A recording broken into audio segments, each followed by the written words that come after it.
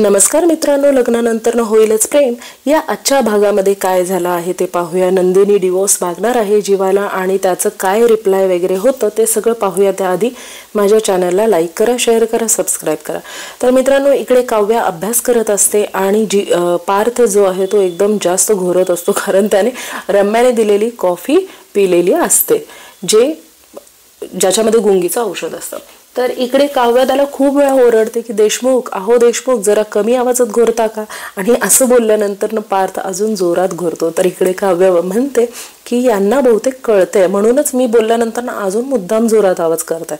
आता यांना मला उठूनच बोलावं लागेल, म्हणून ती उठते, उशीने मारते त्याला, खूप काही काही बोलते। ओ देशमुख, ओ देशमुख, किती घोरताय, आवाज कमी करा, मला खूप डिस्टर्ब होतंय। पण पार्थचं आपलं घोरणं चालूच असतं। तर शेवटी काव्या काय करते, एक पुस्तकाची घडी करून आणि ती जाऊन त्याच्या कानामध्ये जोरात ओरडते, अहो देशमुख। आणि तेव्हा पार्थ म्हणतो की प्रेझेंट सर, प्रेझेंट सर। तर काव्या म्हणते की काय परेड चालू आहे का इकडे आपली? तर पार्थ म्हणतो की अहो मग हळू उठवायचं, काय ते कसलं जोरात उठवलात तुम्ही? तर मग काव्या म्हणते की अहो मला डिस्टर्ब होत आहे तुमच्या घोरण्याने। देशामधले तुम्ही टॉप 30 मधले आर्किटेक्ट आहात ना, जर घोरण्याची स्पर्धा ठेवलं तर त्यात पण तुम्ही टॉप कराल, यामध्ये काही शंकाच नाही, असं जोक मारते काव्या। तर पार्थ म्हणतो का आर्किटेक्टवाले घोरू शकत नाहीत का? तर ती म्हणते की घोरू शकतात, पण समोरच्याला खूप डिस्टर्ब होतं, रात्रभर पण तुम्ही खूप घोरत होतात मिस्टर पार्थ देशमुख। असं म्हणल्यानंतर पार्थ म्हणतो, हो का, तुम्ही तर अभ्यास करत होता वाटतं, तर मग आता तुम्ही क्लासला नाही गेलात काच? तर मग काव्या म्हणते की नाही, मी क्लासला गेले नाही, कारण आज मला सुट्टी आहे, पण तरी पण मी अभ्यास करत बसली आहे, तुमच्यासारखं नाही झोपले। तर पार्थ म्हणतो, अरे वा, मला खूप आनंद आहे की तुम्ही अभ्यासासाठी इतकं सिरियस झालात, आणि त्यासाठी आता मला पार्किंगमध्ये पण एक जागा शिल्लक ठेवावी लागेल। तर काव्या म्हणते का, कशासाठी? आता मग तुम्ही कलेक्टर होणार, IPS होणार, मग आता तुमची लाल दिव्याची गाडी येणार ना, तर मग मला एक जागा ठेवावंच लागेल, कारण तुम्ही एकदा कलेक्टर झालं तर आमच्या गाडीमध्ये कुठं बसणार तुम्ही? असं म्हणल्यानंतर काव्या त्याच्याकडे रागाने पाहते आणि पार्थ म्हणतो की ठीक आहे ठीक आहे, जोक्स अपार्ट असं म्हणतो। खूप छान क्यूट मोमेंट दाखवलं। तेवढ्यात पार्थला एक फोन येतो ऑफिसमधून आणि तो म्हणतो काय एवढं सकाळ सकाळी फोन करतायत? तर काव्या म्हणते, अहो सकाळ कुठली, चक्क 10 वाजलेत घड्याळात। आणि पार्थ म्हणतो, काय 10 वाजले आणि तुम्ही मला उठवलं नाहीत? तर काव्या म्हणते, तुम्ही मला सांगितलं होतं का उठवायला? नव्हतं सांगितलं, मग मी का उठवू?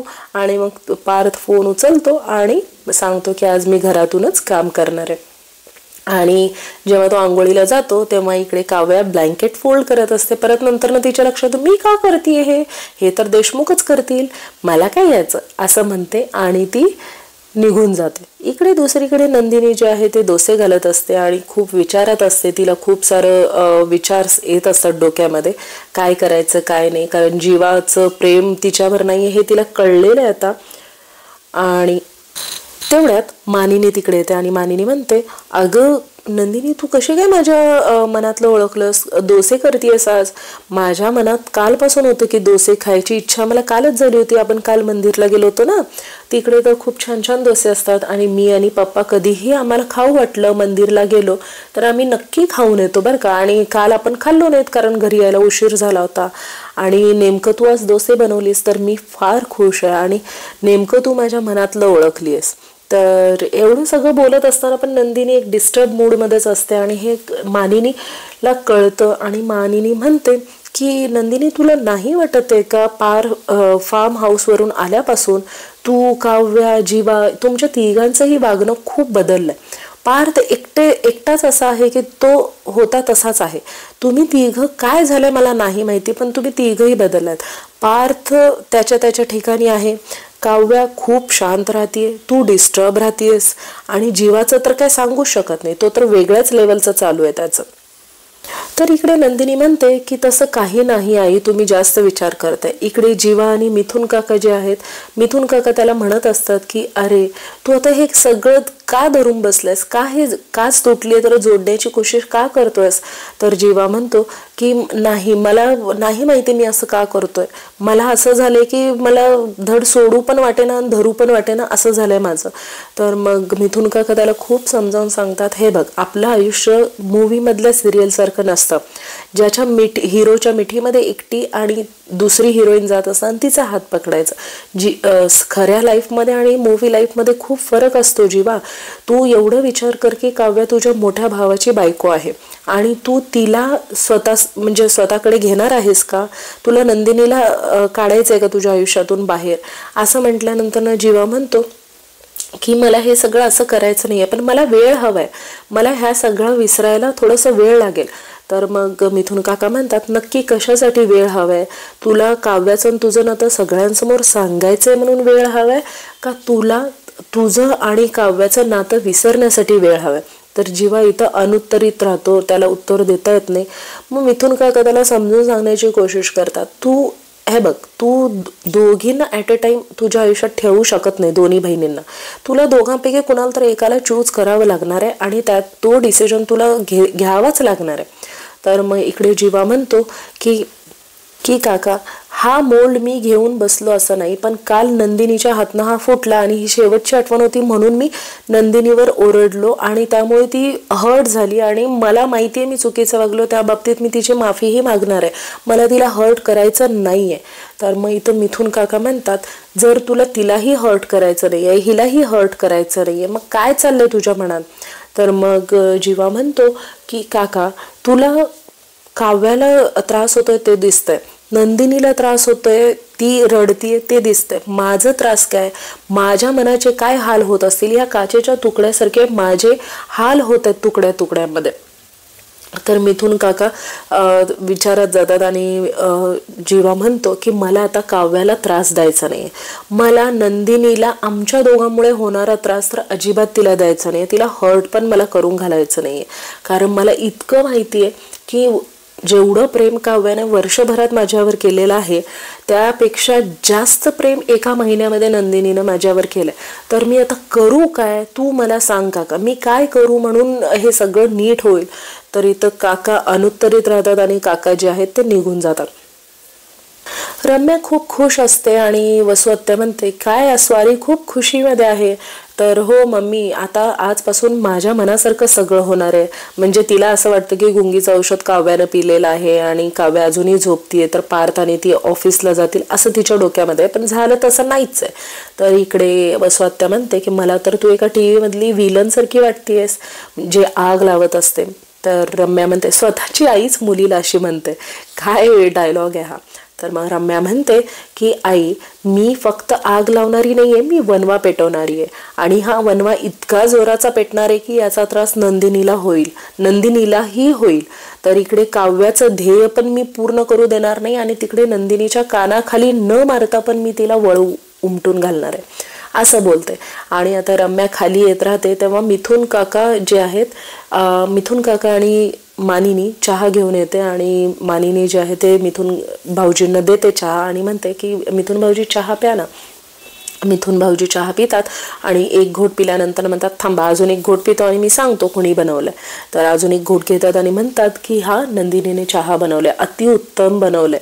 तर इकडे मानिनी म्हणते, हो अतिउत्तम बनवले. तेवढ्यात रम्या येते, रम्या एकदम खुश असते, गुड मॉर्निंग काका, गुड मॉर्निंग मामी म्हणते. तेव्हा मानिनी म्हणते, काय आज एकदम खुश आहेस. तर रम्याच्या तोंडातून येतं, हो सगळं मनासारखं व्हायला लागलं ना, सगळं छान राहतं ना, मग मी पण खुश राहते. तर मग मिथुन काका लगेचच विचारतात, म्हणजे एवढं काय मनासारखं झालंय ग तुझ्या.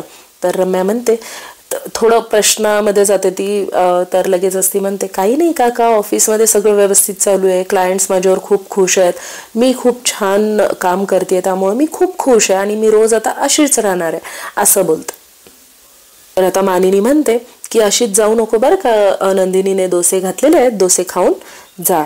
तर रम्या म्हणते, हो खाईनच, पार्थ येऊ दे, मग मी आणि पार्थ एकत्रच आम्ही निघू ऑफिसला. तेवढ्यात काव्या बाहेर येते आणि काव्या म्हणते की आज पार्थ येणार नाहीयेत ऑफिसला. आणि काव्याला पाहून जे रम्या घाबरते ना, म्हणजे तिला एका क्षणाला वाटतं काय माझा प्लॅन फ्लॉप झाला का मनातल्या मनात.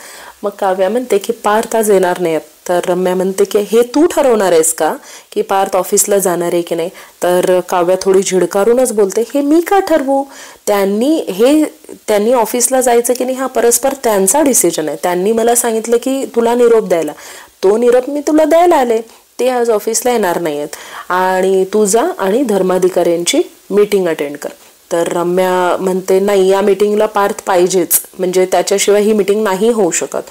तर काव्या म्हणते हो, त्यांनी मला हेही तुला सांगायला सांगितलंय की त्यांनी वर्क फ्रॉम होम करणार आहेत आणि ऑनलाईन मीटिंग अटेंड करणार आहेत, त्यामुळे तू जा ऑफिसला. आणि जेव्हा काव्या येऊन पाणी पित असते तेव्हा रम्या इतकी रागाने बघत असते ना काव्याकडे, म्हणजे असं ते वाटत होतं की आता येऊन हिला एक बुक्कीच घालेल. पण प्लॅन मस्त फ्लॉप झाला होता रम्याचा आणि तोंडावर पडली होती ती. आणि इकडे काव्या म्हणते की मानिनी म्हणते की अगं पार्थ ॲक्च्युली इतका उशीरपर्यंत उठत नाही आणि आज कसं काय इतकं उशीर. तर काव्या म्हणते की काय माहिती काकू, मला पण नाही माहिती.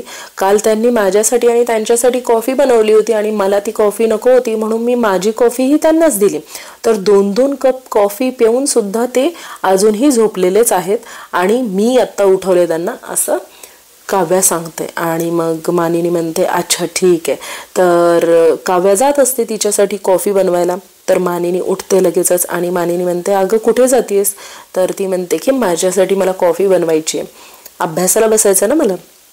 तर मानिनी म्हणते की तू हे चहा मी ॲक्च्युली पार्थसाठी बनवला होता, तर आता हे पार्थसाठी मी परत एकदा बनवेन. आता तो आत्ताच उठल्या, आंघोळ वगैरे करायला त्याला वेळ लागेल, तर तू हा चहा नेऊन जीवाला दे. तर असं बोलल्यानंतर मिथुन काका थोडेसे शॉक होतात आणि मिथुन काका म्हणतात की मी जाऊन देतो वहिनी. तर मानिनी म्हणते अहो तुम्ही कशाला, तुम्ही बसा चहा पीत, तुमच्या हातामध्ये टोस्ट पण आहे, तुमचं तुम्ही बसा, इकडे काव्या जाऊन देऊन येईल. तर काव्या म्हणते नाही काकू मी कॉफी बनवायचं ना मला, असं बोलते. पण ती खूप अवॉइड करण्याची कोशिश करते पण मानिनी ऐकतच नाही. नाईलाजानं काव्याला त्याच्या रूममध्ये जावं लागतं. आणि तिकडे गेल्यानंतर ना तिला ते फुटलेलं मोल्ड वगैरे दिसतं आणि डेफिनेटली काव्य आता त्याच्यामध्येच पडणार नाही, त्यामुळे तिला घंटा फरक पडत नाही आणि रिॲक्ट पण ती होत नाही, तिचं ती खाली येते देऊन. तर आता नंदिनी जीवाला विचारते की तुम्हाला माझ्यापासून डिवोर्स हवा असेल तर तुम्ही सांगा, मी आत्ताच्या आत्ता देईन.